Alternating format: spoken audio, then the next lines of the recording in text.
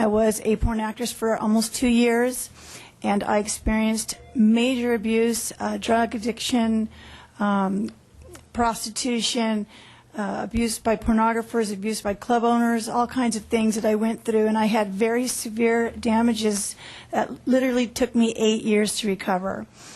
I had the last thing I want to do, people, is talk about porn. But you know what, I went back to the industry and saw that there was a lot of other people like me, women and men, but specifically women have different dynamics than men, obviously, but I'm going to talk about some of those. Because of such a need in the industry for someone to reach out to these people and offer them help to rebuild their lives, and someone just who could understand what they're going through, I started the Pink Cross Foundation, and we've gotten a huge response. We've already helped 10 people leave the adult industry in the last year. I have been reaching out to sex workers since 2002 when I started working in the California prison systems and the local rescue missions. I've been just dedicating my whole life to this, which ultimately led me to start a foundation and specifically focus more on reaching out to those in the porn industry. I live about an hour and 15 minutes from Chatsworth, California, which is the porn capital of the world.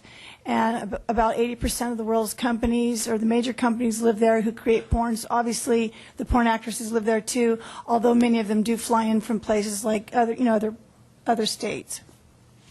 Anyways, I go down there and I counsel these women. I spend time with them, and they end up just pouring their hearts out and sharing with me the same exact things I went through. Some of the things that I have learned working with them is that they suffer from a wide range of mental illnesses.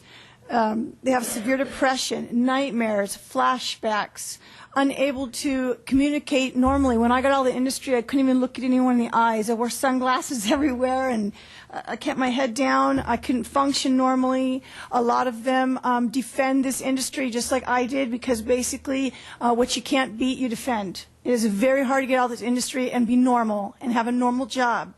And I know because I did it. And now I help these women. Some of the other things are suicidal tendencies. There's at least approximately one suicide a year that happens. I've compiled an exhaustive list of suicides which are on my website. All this information, statements from other porn actresses, which I brought today. This is a huge problem. Mental illness is huge. They are using state services, such as when they overdose on drugs or they're fighting mental illness, they go to LA County hospitals. I know I used a lot of state services. Thank God for welfare department and Medi-Cal. And there's always unwanted pregnancies. Many of them are single moms who go and use these services. In fact, we refer them to these services. They also deal with other issues such as physical health. Women suffer from sexually transmitted diseases. That's a huge problem down there. I really don't think the state understands the problem. But even their own clinics admit that approximately 66% are herpes carriers. Other porn actresses blatantly admit that, more like 90% have STDs and herpes, HPV, which leads to cervical cancer. I know I have dealt with early cervical cancer and had to have a cone biopsy, which is a removal of part of my cervix. Other women I work with have actually had their entire cervixes removed and can no longer have children. Sexual disease definitely leads to cancer. Daphne will tell a little bit about what she went through as well. But it's almost a joke in the industry that they joke about their STDs and they got to take their 8-day to 2-week vacation. And you know what vacation means, because they caught an STD. And they blatantly discuss this online, too. It's easy for anyone in the world to go on the Internet and see many, many websites where they just blatantly talk about STDs, and it just... back then I was jaded too. They're completely jaded with how serious this is.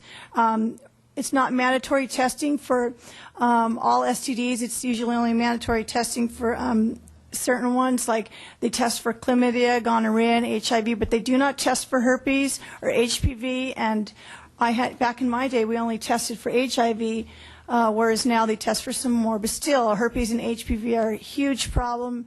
As well as staph infections. I know women who've had over 5 or 10 staph infections, and they just go on and on about all the sexually transmitted diseases.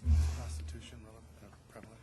Yes, and prostitution is very prevalent. In fact, they're also blatant. They have websites right online that are called porn star escorts, and they make about $1,000 to $1,500 an hour, and they actually prefer to do that instead of work on a set for 8 hours where you're being degraded and abused and sometimes beat up and slapped and spit upon and called all kinds of degrading names where they can make the $1,500 in an hour.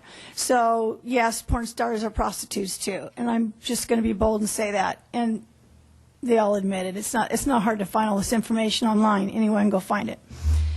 So obviously that leads to all kinds of crimes and rapes. I've had they're actually, a lot of the girls complain that the pornographers or porn producers set them up for scenes, and then they turn out to be what you call privates, where they show up and there's no cameras. And a lot of the girls are like, wait a minute, I didn't sign up for this. And they're like, no, you signed a 1-year contract with us, and you're going to do what I say. Otherwise, I'm going to send cease and desist papers out to the other agency. You can't work. I've had women tell me they've had scissors inserted inside them on the set. Okay, and this is very true. I have a lot of this information on my website. These women have been bold to stand with me today to tell the truth. No one can talk about this because they're scared. You know, you think it's not easy for someone, they're frightened that someone's going to hurt them. They're being threatened all the time.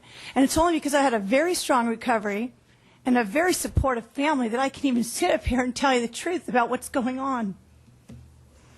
There's also major drug and alcohol abuse. I was addicted to alcohol and meth. We used meth. We used cocaine, ecstasy on the set. Heroin's the big thing now. Also prescription drugs. I know the name of the doctor in the valley, in the San Fernando Valley, that you can go to him anytime you want and he'll give you prescription drugs. The doctors are making huge money off these people, obviously. And the girls tell me that they're addicted to Xanax because they're anxious. In fact, some of them who are representing certain organizations that are speaking out, protecting the industry, are actually addicted to Xanax and alcohol and even publicly admit it, so I'm confused why they're being a spokesperson. And also, I would, in my estimation, dealing with all of these people and reading all their information on the internet, that 90% of them use drugs. So obviously they're using state services. They're going to, again, I have one girl, former porn actress Becca Bratt, who said she had a couple heroin overdoses and ended up at LA County hospitals. So who do you think flips that bill? California does. Many of them go to these state services. Also, we have men who are using Viagra and Caverject injections in order to keep up with the demand of performing. They make less money than women. They need to do more scenes. They can do 2 to 3 scenes a day. And so, and there's also health. Right on the set, when they do like a Caverject injection, there's blood on the base of the man's genitals, which can get on the female. The females have complained to me that this has happened. According to Cal-OSHA standards, the adult film industry standards in the state of California, it is illegal to have bodily fluids touch skin, and yet it happens every single day. I always did kind of wonder, as I started to do the research on this, you know, how did they get away with putting all of that on me? So obviously that's how STDs are transmitted. There's a huge health issue, physical problems, mental illness. Obviously, many of them have problems with lack of education and job skills. People always say, why can't they get out? I'm like, most of them, a lot of them, I won't say most, a lot of them did not graduate high school or very young, 18, 19-year-old girls who are promised glamour, fame, and fortune, especially with the internet. They're being lured in by pornographers and porn producers.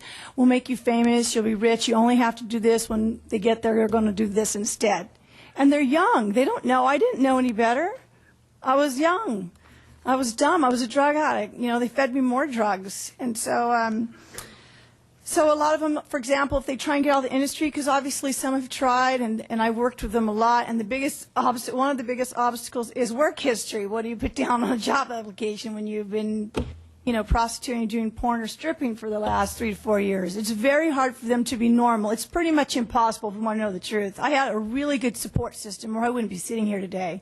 And so this is what has driven me back to the industry, to love these people and tell them, you know what, there's something better for you, you're made for something greater. You know, we actually refer them to state services all the time. There's huge amounts of domestic violence also, so they're exhausting state services in that as well. So this is just an industry full of mental health issues, physical health, drug and alcohol abuse, STD infections, lack of education, job skills, and nobody's doing anything about it.